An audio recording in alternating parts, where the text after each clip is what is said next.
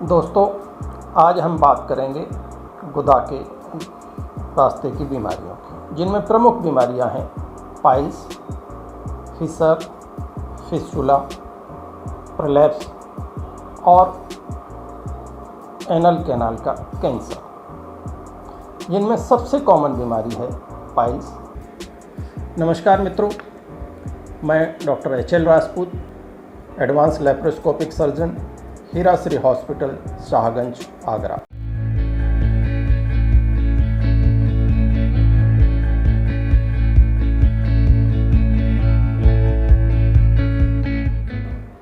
आज हम बात करेंगे पाइल्स की, जिसको कि हम हेमोरॉइड्स कहते हैं। पाइल्स होती क्या है? पाइल्स या मस्सा अमूमन दो तरह की होती हैं, एक्सटर्नल पाइल्स या इंटरनल पाइल्स। इंटरनल पाइल्स, जब मस्सा हमारे गुदा मार्ग के अंदर रहता है उसको हम इंटरनल पाइल्स कहते हैं, और जब ये पाइल्स या मस्सा गुदा मार्ग से बाहर आ जाता है उसको हम एक्सटर्नल पाइल्स कहते हैं। पाइल्स दो तरह की होती हैं, symptomatic, non symptomatic. Symptomatic piles अमूमन किसी बीमारी की वजह से होती हैं, जैसे आंत का कैंसर हो, सीए रेक्टम, या प्रेगनेंसी के दरमियान हो, या क्रॉनिक कॉन्स्टिपेशन बुजुर्ग लोगों में, और कभी कभी पोर्टल हाइपरटेंशन की बीमारी में भी पाइल्स होती हैं। नॉन सिम्टोमेटिक पाइल्स होती हैं जिनमें कोई बीमारी नहीं होती है लेकिन वो पाइल्स होती हैं। ये अमूमन हेरिडिटरी होती हैं। हेरिडिटरी का मतलब होता है कि ये पैतृक होती हैं। अगर माँ बाप को है तो बच्चों में आने की संभावना कहीं ज़्यादा रहती है। इसके लक्षण क्या है? हम पाइल्स को कैसे जानें? हमें जो परेशानी हो रही है वो किस वजह से हो रही है? मुख्यतः पाइल्स की शुरुआती स्टेज में ब्लीडिंग होती है। ब्लीडिंग बड़ी ही टिपिकल होती है पाइल्स की। इसमें पेशेंट कहता है कि साहब लेटिन से पहले या लेटिन के साथ या लेटिन के बाद, अमूमन लेटिन के बाद होती है, और बूंद बूंद करके ब्लड जाता है और काफ़ी मात्रा में ब्लड जाता है। दर्द नहीं होता है। विशेषतः इसमें ये ध्यान रखने की बात है, मस्सा होता है लेकिन अमूमन दर्द नहीं होता है। जब पाइल्स बाहर आ जाते हैं, जिसको हम प्रोलैप्स्ड पाइल्स कहते हैं, तो उसकी वजह से जब उसमें से म्यूकस डिस्चार्ज होता है तो एनल के एरिया के आसपास इचिंग होने लगती है। उस इचिंग की वजह से खुजली होती है, दर्द होता है, और जो सबसे बड़ी चीज़ है, ये क्रॉनिक बीमारी है पाइल्स की, तो पेशेंट को धीरे धीरे रक्तस्राव होता रहता है और पेशेंट क्रॉनिक एनीमिया में चला जाता है। बहुत सी महिलाएं, खासतौर से बुजुर्ग लोग, क्रॉनिक एनीमिया से प्रेजेंट करते हैं। वो मस्सा चूँकि बहुत समय से है, दर्द नहीं दे रहा है, तो वो उस पर ध्यान न दे करके उनको सारे लक्षण क्रॉनिक एनीमिया के होते हैं। तो हमें इस बात का विशेष ध्यान रखना है कि इस एज ग्रुप में अगर क्रॉनिक एनीमिया से आ रहा है तो वो पाइल्स का लक्षण भी हो सकता है।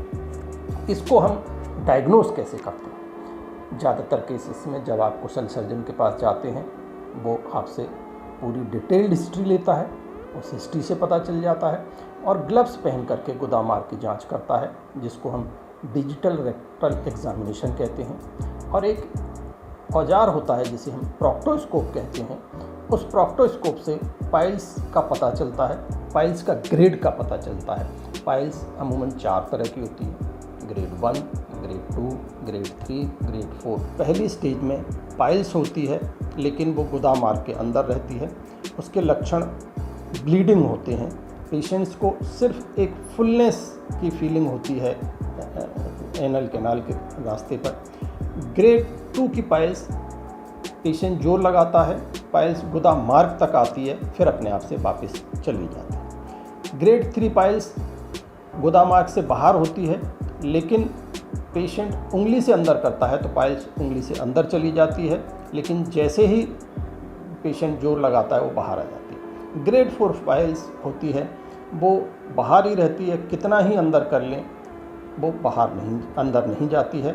इसको हम ग्रेड 4 पाइल्स कहते हैं। और इनका इलाज ग्रेड के आधार पर काफ़ी कुछ डिपेंड करता है। पाइल्स है किसी को तो इसकी कॉम्प्लिकेशन क्या हो सकती है।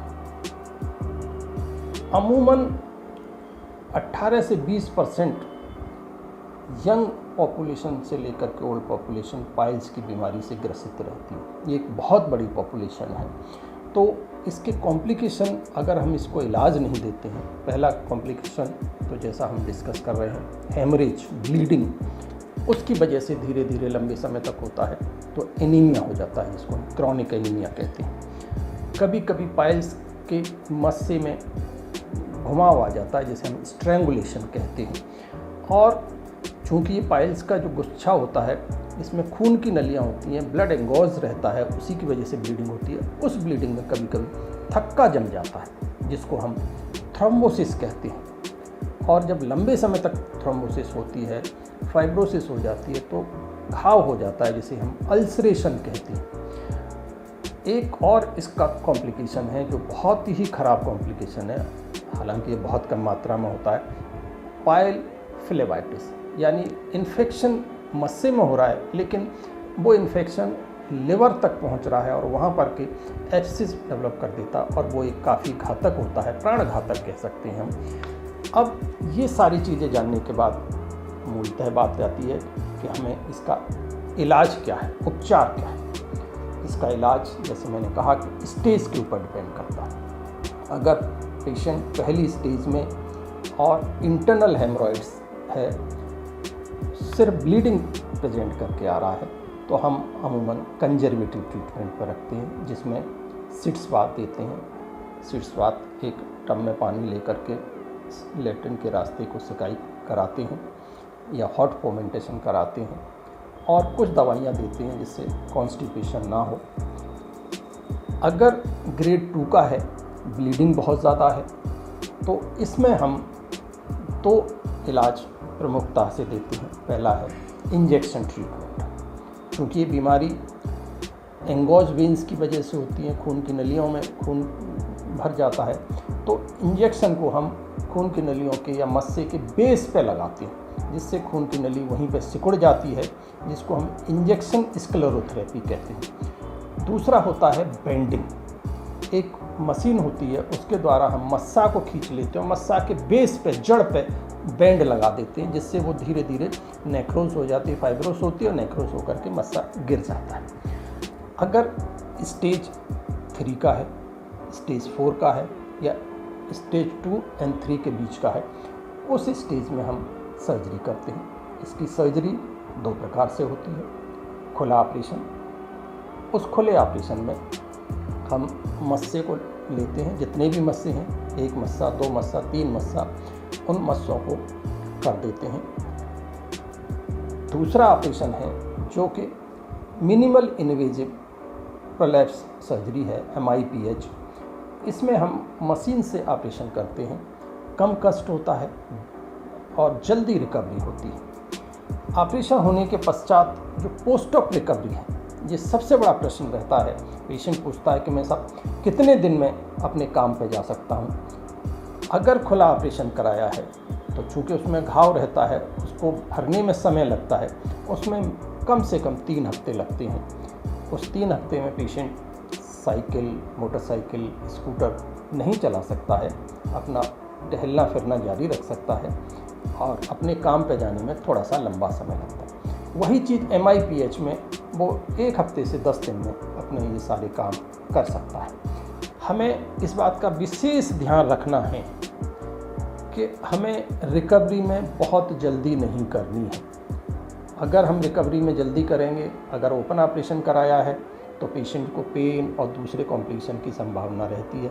इसलिए अगर ग्रेड 3 और ग्रेड 4 का है तो हमें MIPH से ही ऑपरेशन कराना चाहिए, खुले ऑपरेशन से बचना चाहिए। और कभी भी मित्रों, मैं आपको सलाह देना चाहूँगा, पाइल्स को निगलेक्ट नहीं करें। पाइल्स छोटी बीमारी अवश्य है, लेकिन इसके जैसा कहा कि कॉम्प्लिकेशन बहुत सारे होते हैं जो कि आगे चल के बहुत सारा कष्ट दे सकते हैं, जिनमें मूल कॉम्प्लिकेशन क्रॉनिक एनीमिया, खासतौर से महिलाएं या प्रेग्नेंट लेडीज़ को मैं सावधान करूँगा कि उनमें बहुत क्रॉनिक एनीमिया की शिकायत रहती है। तो मित्रों, पाइल्स दिखे उसका किसी समुचित कुशल सर्जन से इलाज कराएं, चाहे वो कंजर्वेटिव ट्रीटमेंट हो, चाहे ऑपरेशन का ट्रीटमेंट हो। धन्यवाद।